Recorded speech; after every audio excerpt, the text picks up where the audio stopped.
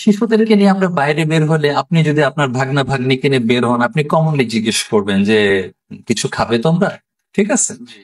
তা আমি ওদেরকে বললাম যে আম্মু, কিছু কি খেতে চাও? তো ওরা এমনিও লাজুক স্বভাবের, এবং মানে এত লোকের সামনে ওরা জোরে কথা বলেও না। তো আমি হাঁটু গেড়ে বসে ওদেরকে জিজ্ঞেস করছি যে আম্মু, তোমরা কিছু খেতে চাও? এখানে ফ্রুটস আছে, জুস আছে, বিস্কুট আছে। আমি নিজে থেকেই বলছি, হ্যাঁ, সারাদিন তো এগুলো আমরা পেয়েছি। তো ওরা বলল যে আব্বু, আইসক্রিম খাবো। হ্যাঁ, বিশ্বাস করেন, আমি তো যেহেতু জোহরের আগ পর্যন্ত আশেপাশে ঘুরেছি, আমি আইসক্রিম দেখি না।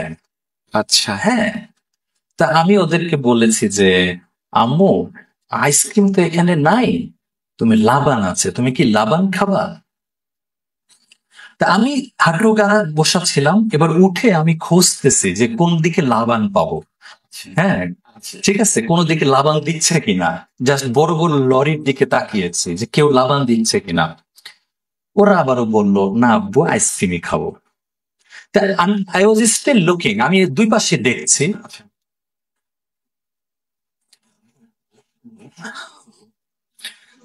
আমি জাস্ট দেখলাম একটা ভিড়ের মধ্যে থেকে দুইজন যুবক, তাদের দুই হাতে দুইটা আইসক্রিম, আচ্ছা, তারা সোজা আমার মেয়ের কাছে এসে আইসক্রিম দিয়ে গেল।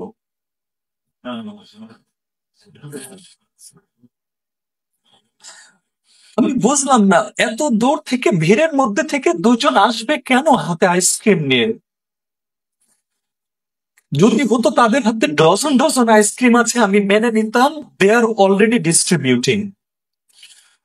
দুজন লোক, একজনের হাতে একটা আইসক্রিম, আরেকজনের হাতে আরেকটা আইসক্রিম। আল্লাহ সুবহানাহু ওয়া তাআলা আপনাদের জন্যই পাঠিয়েছে, বাচ্চাদের জন্যই পাঠিয়েছে বিষয়টা। আমি, জানেন, আমার জাস্ট মনে হলো তখন, আমার জাস্ট মনে হলো আল্লাহ আমাকে বুঝাই দিলেন, শিবলে এটা আরাফার মাঠ।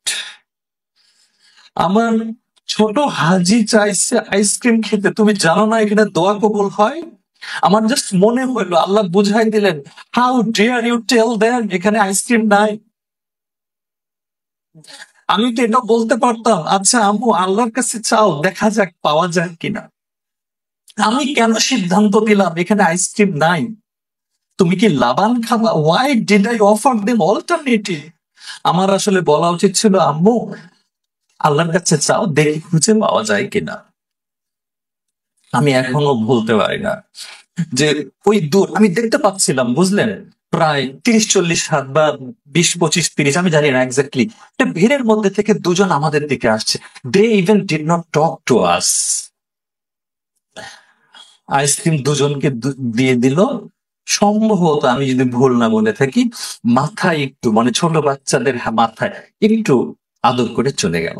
এবং এখানেও বলে রাখি, যেদিক থেকে আসছেন তারা ওদিকে যান নাই, ফরওয়ার্ড, সামনের দিকে চলে গেছেন। এখন অনেকে বলবে, ভাই, আরে এগুলো হয়ে যায়, উনারা দিচ্ছিলেনই, আপনারা ওই মুহূর্তে পেয়ে গেছেন। But I don't believe that. আমি এটা বিশ্বাস করি না। আমি এটা এখনো বিশ্বাস করি আমি একটা ভুল করছি। আমার মেয়েকে বলছি এখানে আইসক্রিম নাই, তোমরা লাবান খাও। কিন্তু আল্লাহ তাদের দোয়া কবুল করছেন, তাদেরকে দিয়েছেন। এবং আমি এখনো এই ঘটনাটা আমার পরিবারকে এবং বিশেষ করে আমার দুই মেয়েকে আমি নার্চার করি। আম্মু, don't forget this, Allah is with us. আল্লাহর কাছে চাইলে পাওয়া যায়, আল্লাহ দেন। মানে এই বিশ্বাসগুলো আসলে স্ট্যাবল করা। তো আসলে এগুলো প্রত্যেক বছর হজে, ওমরায়, হজে, আরাফার দিনে এটা তো মনে পড়েই।